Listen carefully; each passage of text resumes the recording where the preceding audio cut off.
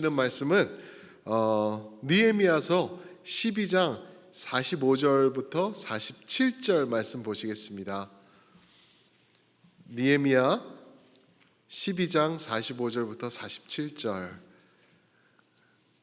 저희가 지금 13장에 들어갔는데 약간 백스텝을 했어요. 그죠? 그래서 여기서 나오는 중요한 내용이 있는데 이건 정말 이런 내용이 있는데 이거를 그냥 지나칠 수 없겠구나 싶어가지고 한번 오늘 커버하기로 결정을 한 것입니다. 45절부터 47절, 12장 45절부터 47절, 우리 세 구절이지만 저와 한 절씩 교독하시겠습니다. 제가 먼저 45절 봉독해 드립니다. 그들은 하나님을 섬기는 일과 결례의 일을 힘썼으며 노래하는 자들과 문지기들도 그러하여 모두 다윗과 그의 아들 솔로몬의 명령을 따라 행하였으니 옛적 다윗과 아삽의 때에는 노래하는 자의 지도자가 있어서 하나님께 찬송하는 노래와 감사하는 노래를 함께 읽습니다. 스룹바벨 때와 느헤미야 때에는 온 이스라엘이 노래하는 자들과 문지기들에게 날마다 쓸 몫을 주되 그들이 성별한 것을 레위 사람들에게 주고 레위 사람들은 그것을 또 성별하여 아론 자손에게 주었느니라. 아멘. 오늘 이 말씀으로 다윗의 때와 같이라고 제목을 지어봤습니다. 오늘 말씀을 보면은 지난주에도 저희가 나눴던 그러한 내용이 비슷하죠. 레위 자손들이 열심히 하나님의 예배를 세워가고 그랬다라는 그러한 내용인데 성도의 삶 가운데서 여러분들과 저의 삶 가운데서 가장 중요한 것이 무엇인가 생각해 보면은 답으로 제일 먼저 나와야 되는 게 바로 예배라는 것이죠. 예배입니다. 우리 삶에서 제일 중요한 것 건강 챙기느라고 건강한 올게닉 음식만 찾아 먹는 것, 웰빙 뭐 이런 것 또는 이렇게 안전한 것 이런 거 다 필요하고 다 좋아요. 그렇지만 내 삶에 있어서 온전한 예배가 하나님 앞에 드려지는 것에 비하면은 아무것도 아닌 것들이다라는 것을 말씀드릴 수가 있어요. 왜 그러냐면은 천지를 주관하시는 여호와 하나님께서 살아 존재하시기 때문에 오늘도 살아 계시기 때문에 그분의 살아 계시고 존재하시는 것을 인지하고 또 우리가 알고 있기 때문에 그것을 아는 우리는 이 인생 가운데 무엇을 해야 될까 하면은 답이 바로 나오게 돼 있죠. 그분이 원하는 것을 위해서 우리가 살아야 되는데 그분이 원하는 것은 무엇일까? 바로 온전한 예배, 온전하게 드려지는 예배를 하나님이 원하신다라고 말씀드릴 수 있습니다. 그래서요, 교회에서 가장 중요한 것은 봉사도 아니에요. 훈련도 아니고 성경 공부도 아니고 그리고 선교도 아니에요. 선교도 아니에요. 제일 으뜸이 되는 것은 바로 온전한 예배를 우리가 드리는 것, 거기에다가 초점을 맞춰야 될 줄 믿습니다. 만약에 내가 예배를 드리는데 온전한 예배가 아니라고 하면은요, 나의 예배는 종교적 행위는 될 수 있어요. 종교적으로 하나님 앞에 드려지는 나의 액티비티는 될 수 있겠지만 하나님이 받으시는 온전한 예배는 아니다라는 것을 정확하게 말씀드릴 수가 있습니다. 그런데 많은 경우에 저를 비롯해서요, 예배가 나 중심인 것 같아요. 오늘 할렐루야 찬양대 찬양이 너무 좋더라. 그러면은 은혜 받았다 그러고 오늘 찬양팀이 찬양을 하는데 삑사리가 났어. 그러면은 또 별로였어. 그리고 오늘은 예배당이 너무 더워, 너무 추워. 오늘 예배드릴 말 안 나. 이렇게 하는 나 중심으로 가는 그릇된 모습들이 우리 자신들에게 발견되기 때문에요. 사랑하는 성도 여러분, 온전한 예배를 위해서는요, 전투적으로 임하셔야 돼요. 전투적으로 임하셔가지고 온전하게 하나님을 예배하는 것이 필요하다라는 것을 말씀드릴 수가 있는데 벌레가 여기 하나가 왔다 갔다 하네요. 그래서 온전한 예배를 우리가 드려야 되겠습니다. 근데 그러면은 하나님이 생각하시는 온전한 예배는 무엇일까? 하나님이 감격해 하셨던 예배가 있어요. 하나님이 잊지 못하셔가지고 이것은 내가 다시 할 거다라고 말씀하신 그런 예배, 그런 장소가 또 있더라고요. 그래서 그것을 비추어서 오늘 말씀에 드러난 것을 통하여서 우리가 온전한 예배를 좀 보기를 원하는데요. 느헤미야 12장을 다시 한번 리마인드 드린다고 하면은요, 이제 성벽을 만들죠. 성벽을 이제 52일 만에 완성하고 이제 시간이 지난 다음에 이제 성벽에 그 봉헌식을 하죠. 봉헌식을 하는데 이거는 그냥 온 세상이 떠나갈 것 같은 잔치의 시간이었어요. 사람들이 큰 소리로 찬양하고 즐거워하면서 깔깔깔깔 웃고 하나님께 영광 돌리는 그러한 소리가 이 성전 안에서, 이 성벽 안에서 퍼져나오고, 또 좀 있다 보니까 성벽 위에서 많은 수만 명의 유대인들이 쫙 마치를 하면서 찬양을 하면서 큰 소리로 이렇게 나팔도 불면서 이렇게 움직이는 것을 주변에 있는 많은 사람들이 들은 거예요. 그도 그럴 게 3장인가요? 보면은 이방 사람들이 아이고 저것들 뭘 한다고, 너희가 그렇게 해봤자 그게 성벽이 만들어질 것 같아? 여우가 그 담벼락에 올라가도 이거는 무너질 거야. 아무것도 되지 않을 거야. 헛수고들 하고 계시네. 그런 얘기가 있었거든요. 그러니까 느헤미야가 그래? 한번 보자. 어떻게 되나 보자 하고, 자, 우리가 성벽을 하나님의 은혜 가운데 완성했고 이제는 우리가 하나님을 영광 돌리며 찬양을 돌린다. 소리나 들어봐라 하면서 큰 소리로 이렇게 성벽 위에서 수만 명이 두 그룹으로 나눠져 가지고 남쪽에서부터 북쪽을 향해서 딱 성벽 위에서 만나게 되는 그러한 아름다운 모습으로 하나님께 제사드리고 예배드리는 모습이 12장의 모습이죠. 그런데 이 12장을 보시면은요, 12장을 보면은 느헤미야의 마음속에 그려지는 온전한 예배의 모습이 이렇게 감지가 될 수 있어요. 느헤미야가 무엇을 생각하면서 지금 이 시간 이 봉헌식을 했는지 우리에게 말씀해주고 있는데, 그거는요 6번에 걸쳐서 이 사람의 이름이 나옵니다. 오늘 제 제목에서도 말씀드렸지만 다윗이에요. 다윗의 이름이 12장에 보면은 6번 나와요.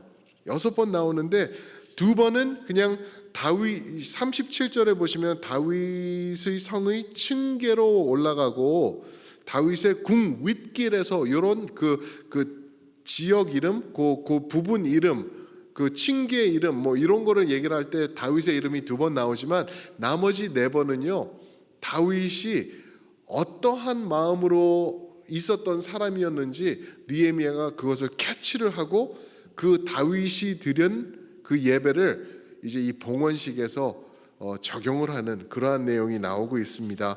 그래서 다윗, 이제 우리 하나님이 원하시는 예배가 무엇인가를 보면은 바로 다윗이 그려준 예배, 다윗이 드러낸 예배를 느헤미야가 뭐라 그러죠? 간접적으로 우리들에게 선포를 해주고 있어요.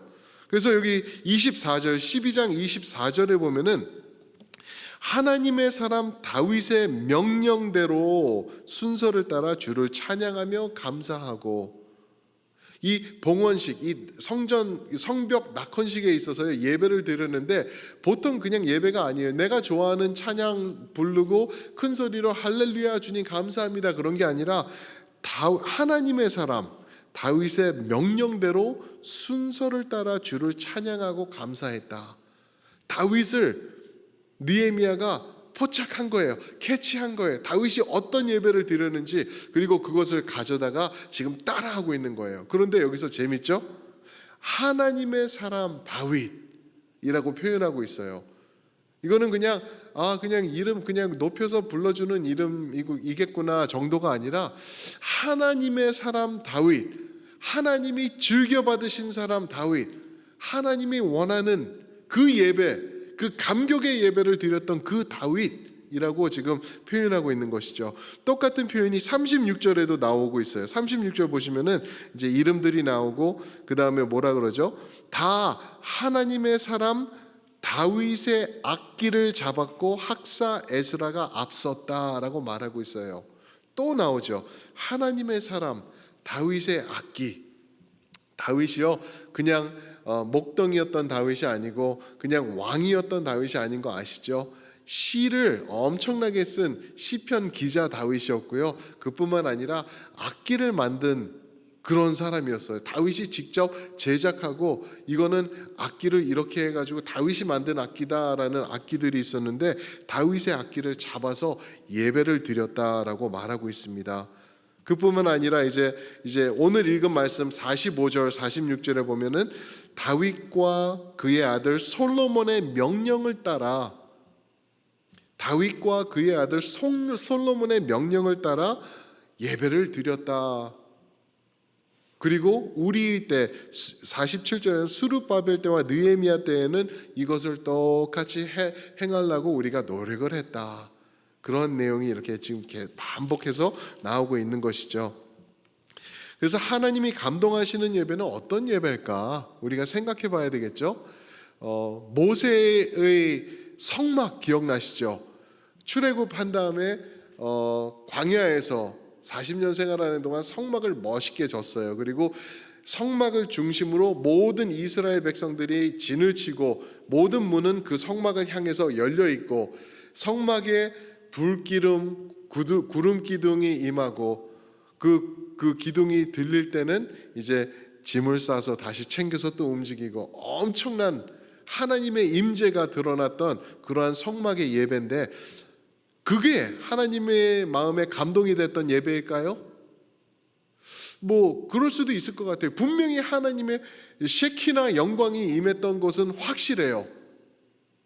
그게 아니라면은 혹시 솔로몬 왕이 건축했던 성전에서 드려졌던 그 웅장하고 멋있고 깊이 있고 휘황찬란하고 번쩍번쩍하고 그러는 예배, 솔로몬의 예배를 하나님이 감격으로 받으셨을까요? 이야, 진짜 멋있다. 나의 영광을 너희가 정확히 드러내고 있구나. 금으로 발라놓고 은으로 바닥에 깔고 백향목을 써가지고 이렇게 멋있게 세운 이 예배당 내가 영광 받는다 그러셨을까요? 역대상 29장에 보면은 다윗이 이제 헌금 그만 가져와라 그래요. 이제 하나님의 전을 다윗이 만들 수 없으니까 솔로몬이 만들 수 있도록 모든 것을 모으지 않습니까? 그때 자신도 금을 드리고 은을 드리고 모든 것을 모으는데 너무나 많이 들어오는 거예요. 그래서 이거는 감당할 수 없다. 이제는 그만 충분하다. 그래가지고 그 많은 셀 수도 없는 금덩어리와 은덩어리들 이런 보물들로 이제 멋지게 만든 솔로몬의 성전이었죠. 거기서 드려지는 예배였을까? 그게 하나님께 감격스러웠을까? 그게 아닌 거 우리가 알아요. 어떻게 아냐면은 이스라엘 백성들이 하나님 앞에 죄를 지었을 때 하나님이 가차 없이 이방 사람들의 손에 그 성전 무너뜨리셨거든요. 그거 아니라는 거예요. 하나님 앞에 중요하지 않다라는 거예요. 그래서 그 결과 그 성전을 다시 만드는 이야기가 우리가 봤던 느헤미야 성벽을 만들죠. 그리고 그 전에 에스라에서 성벽을 재건하게 되죠. 그 다시 만드는 이유가 그때 하나님께서 이거 중요치 않아. 너희가 번지르르하게 만들고 금으로 발라서 백향목을 덮고 그랬던 것 너희는 그게 최고인지 알지?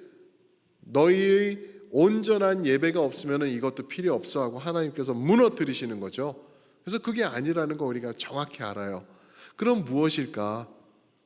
모세의 성막도 아니었고 솔로몬의 성전도 아니었으면은 어떤 곳에서 드려졌던 예배가 하나님에게 감격스럽게 다가가서 하나님께서 내가 원하는 게 이거야. 이거 또 할 거야. 라고 말씀을 하실까? 바로 그것은요. 다윗의 장막의 예배였습니다. 다윗의 장막의 예배. 다윗의 장막이라는 단어가요. 성경을 통틀어서 3번밖에 나오지 않아요. 이사야서 16장 5절, 그리고 아모스 9장 11절, 그리고 사도행전 15장 16절 이렇게 해서 세 번 나오는데 사도행전 15장 16절은 야고보가 아모스 9장 11절에 있는 그 말씀을 반복한 거예요. 그러니까 어떻게 보면 두 번밖에도 나오지 않아요. 그런데 하나님께서 거기서 드려졌던 예배에는 엄청나게 감격해 하셨어요. 그래가지고 하나님이 금방 말씀드린 그 아모스서에서는 뭐라고 말씀하셨냐 하면은요, 아모스서 9장 11절 제가 읽어드릴게요. 그날에 내가 다윗의 무너진 장막을 일으키고 그것들의 틈을 막으며 그 허물어진 것을 일으켜서 옛적과 같이 세울 것이다 라고 말씀하세요. 하나님이 너무나 원하시는 예배의 모습, 그 하나님의 마음을 터치했던 그 예배가 어디서 일어나냐면은 이 가장 어떻게 보면 보잘것없는 다윗의 장막 그 하나였어요. 근데 거기서 드려지는 예배를 하나님께서 기뻐 받으신 거죠. 그래서 나중에 말씀하시기를 내가 그거 다시 회복할 거야. 다시 회복할 거야. 그 날이 오면은 회복할 거야. 근데 그 날이 언제 시작되냐 하면은요, 아까 말씀드린 대로 사도행전 15장 16절에 가니까 이제 이방 사람들이 교회에 오는 거를 유대인들이 거부했어요. 율법을 지키지 않고 할례 받지 않은 사람들과 같이 예배할 수 없다라고 했을 때 이제 예루살렘에 모여서 공회에 모여서 이제 회의를 하죠. 그때 야고보가 일어나서 아모스서에 이렇게 써 있다. 하나님이 다윗의 장막을 회복하신다는데 이 이방인들도 오게 해서 우리가 같이 예배드리고 하나님께 온전한 예배를 드리자. 이들이 하나님 앞에 돌아오는 걸 힘들게 하지 말자라고 그러한 말씀을 전하면서 이 아모스 9장 11절이 신약에서 다시 한번 반복되고 있는 거죠. 그래서 시작된 예배가 흘러 여기까지 온 거예요.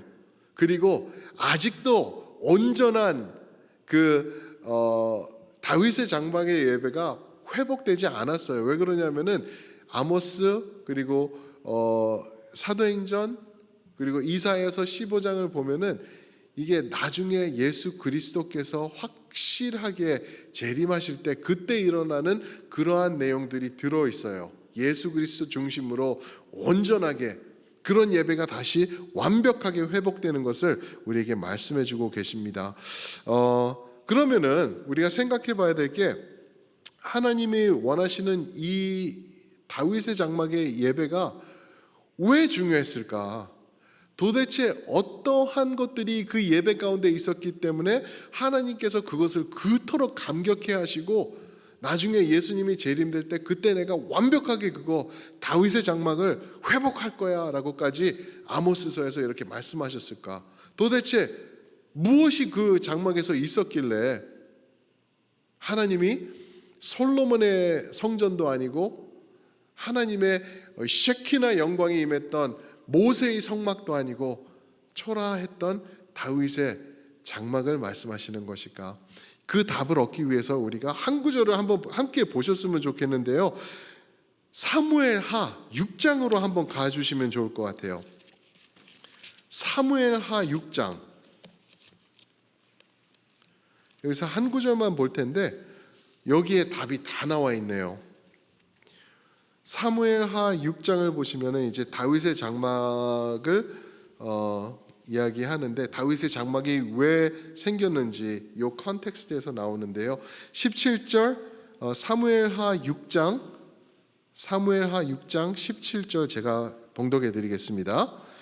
여호와의 궤를 메고 들어가서 다윗이 그것을 위하여 친 장막 가운데 그 준비한 자리에 그것을 두매 다윗이 번제와 화목제를 여호와 앞에 드리니라. 아멘. 여호와의 궤를 메고 들어가서 다윗이 그것을 위하여 친 장막 가운데 그 준비한 자리에 그것을 두매 다윗이 번제와 화목제로 여호와 앞에 드리니라라고 말하고 있죠. 무엇을 말하고 있는지 하나하나 제가 짚어볼게요. 첫 번째가요, 장막이에요. 장막. 성전, 성막 아니라 장막. 말 그대로 하면은 텐트예요. 그래서 7장 2절에 가시면은 그냥 휘장이라고 말해요. 다윗이. 야, 나는 백향목으로 만든 궁궐에 거하고 있는데 우리 하나님의 모셔진 하나님의 법궤가 모셔진 곳은 그냥 휘장이구나라고 하면서 약간 죄송스러워하는, 하나님 앞에 불편해하는, 하나님이 더 귀하게 모시져야 되는데 그냥 휘장 가운데, 장막 가운데 있다라고 말하고 있죠. 이게 무슨 말이죠? 장막이라는 것은 진짜 보잘것없는 거예요. 그냥 이렇게 나무대 세워가지고 줄 묶어가지고 그 위에 덮은 것, 텐트예요, 텐트. 이것을 통해서 저에게 주시는 내용이 뭐냐면은 하나님은요, 번드르르한 것, 솔로몬의 영광스러웠던 금으로 덮은 백향목의 성전, 그런 것 원치 않으시는 거예요. 수천억을 들인 수천 명이 들어가서, 그죠? 그리고 파이프 오르겐이 울려지고 엄청난 시스템으로 멋진 소리가 나는 그러한 예배, 하나님은 받지 않으시는 거예요. 온전한 예배가 거기서도 드려진다면 하나님이 웰컴 하시겠지만 겉으로만 치장해서 드러나는 것, 하나님이 원치 않으신다. 하나님이 원하시는 것은 장막에서라도 나의 이름이 높여지는 것, 하나님이 받으시겠다라고 말씀하고 계시는 거죠. 이사야서 66장 1절엔 이런 말씀이 있죠.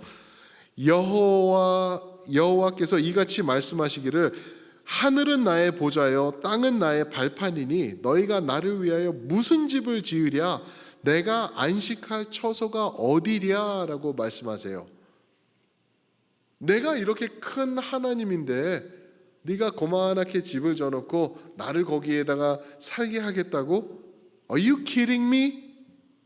지금 농담하는 거야 라고 말하고 있는 거예요. 하나님이 그거로 될 거라고는 생각도 하지 마라 라고 우리에게 말씀해 주시는 것입니다. 그래서 이제 다윗이 장막을 세워놓고 거기다가 여호와의 법궤를 잠깐 놔둔 거죠. 이게 솔로몬이 성전을 만들기 전에 법궤를 거기다가 모셨던 거예요. 그래서 이제 7장 2절, 그 사무엘하 7장 2절에서 아이고 하나님 앞에 너무 죄송하다라는 것 때문에 이제 성전을 짓게 되는 거죠. 못 짓게 되니까 너무나 많은 피를 흘렸기 때문에 솔로몬, 그의 아들이 멋지게 성전을 짓게 되는 계기가 여기서 시작되는 것이죠. 또 두 번째로, 왜 하나님께서 감격해 하시는 예배가 이 예배였을까? 다윗의 장막의 예배였을까? 그것은 두 번째로요, 하나님의 법궤가 있었기 때문에. 하나님의 법궤, 17절 말씀해 보시면은 그 친 장막 가운데 그 준비된 자리에 그것을 두었다라고 말씀하세요. 장막 안에 아무것도 없었어요. 물두멍도 없었고 촛대도 없었고 아무것도 없고 오직 하나님의 궤, 법궤만 있었어요. 법궤만 있었던 거예요. 그 전에는 실로에서 예배를 드리고 그랬었는데 거기 있던 성막에서, 근데 이제 바벨론이 와서 쳐들어서 다 없앴죠. 그리고 요 전에 말씀을 보시면은 법궤를 또한 뺏기기도 해요. 그죠? 그랬다가 이제 되돌아왔을 때는 이제 여기다가 법궤를 모셔놓는, 그렇게 하는 것이죠. 그래서 한마디로 이거를 요약해서 드리면 무슨 말씀이냐 하면은요, 하나님의 감격스러운 예배를 위해서는요, 초라해도 돼요. 없어도 돼요. 우리 빌딩이 아니어도 되고요. 비가 천정에서 물이 새도 돼요. 장막에서도 괜찮았거든요. 그런데 그 가운데에는, 그 중심에는, 그 핵심에는 하나님의 법궤가 있어야 돼요. 법궤 우리 없는데? 당연히 없죠. 법궤가 예표하는 것이 무엇인가를 우리가 생각해 보면 돼요. 그리고 그것을 우리 예배 중심에다가 놔두면 돼요. 법궤는요, 하나님의 임재였어요. 하나님의 임재. 하나님의 임재가 그 장막 한가운데에 있으면은 그거로 충분한 거예요. 하나님의 중심이 되는 예배가 된다면은 하나님께서 감격스러워 하시겠다라는 거예요. 어떠한 환경에도 상관없이 내가 원하는 것은 오직 나의 임재만 있는 것, 그런 예배를 우리가 드려야 된다는 거죠. 그런데 가장 큰 문제가 되는 것, 오직 하나님만 모시기에 큰 장애물이 되는 것, 무엇들이 있을까요? 많은 우상들이 있을 거예요, 그렇죠? 그런데 그 우상 중에 가장 큰 우상이 뭔지 아세요? 나예요. 나. 하나님의 법궤가 그 중심에다, 준비된 자리에다 모셔져야 되는데 그 자리에 내가 앉아 있는 거예요. 그래서 나 중심의 예배로 둔갑시키거든요. 나는 이런 스타일의 음악이 좋은데 저런 스타일로 부르네. 마치 내가 그 찬양을 받는 것처럼.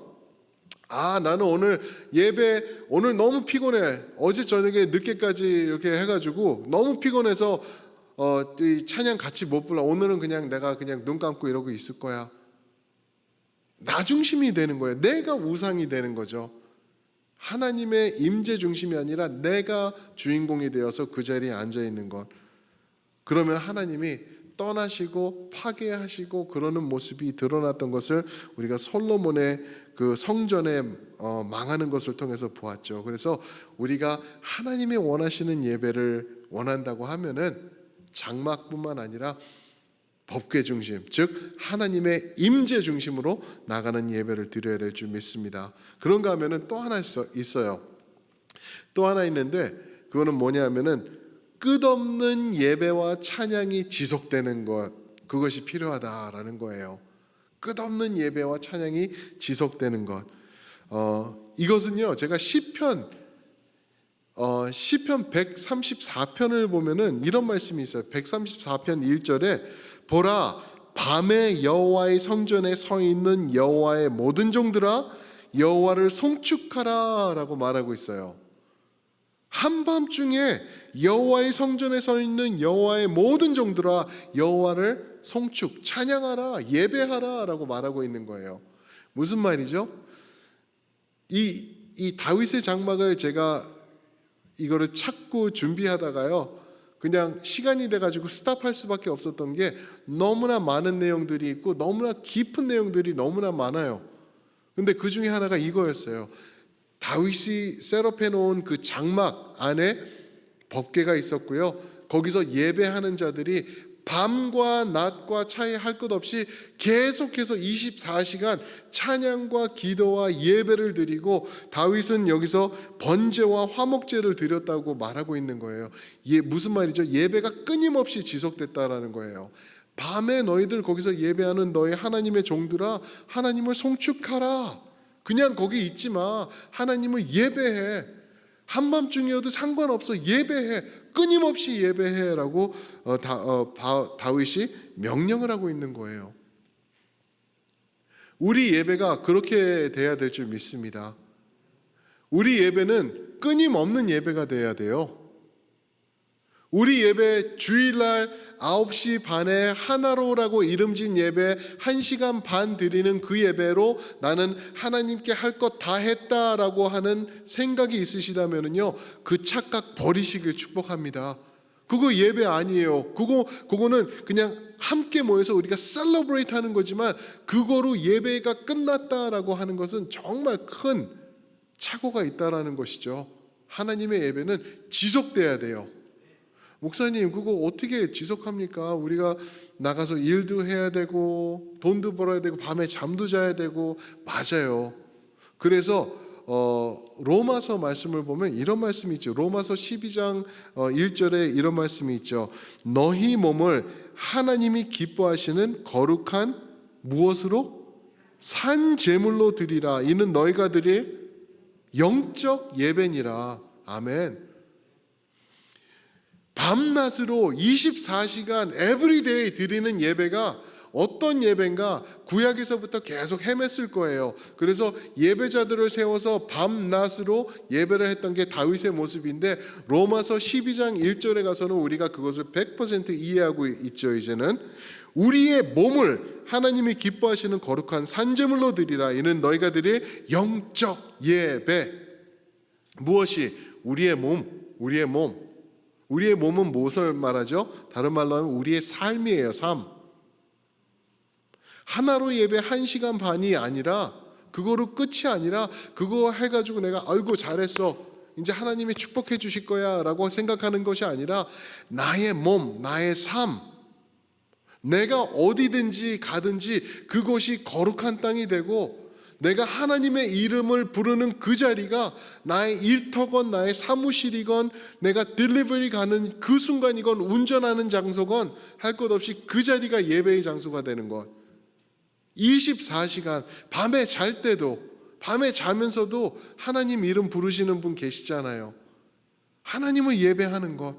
깰 때 깨면서 주여 하면서 깨고, 하나님 오늘 잘 마무리했습니다. 힘들었어요. 그런데 하나님께서 함께 해주셔서 내가 이렇게 또 한 번 쉬게 됩니다. 할렐루야. 주님을 찬양합니다. 송축합니다. 그런 예배가 24시간 드려지는 하나님이 감격해 하시는 예배다라고 우리에게 말씀해 주고 계시는 것입니다. 사랑하는 성도 여러분, 하나님이 감동받으신 다윗의 장막의 예배는요, 느헤미야는 캐치했어요.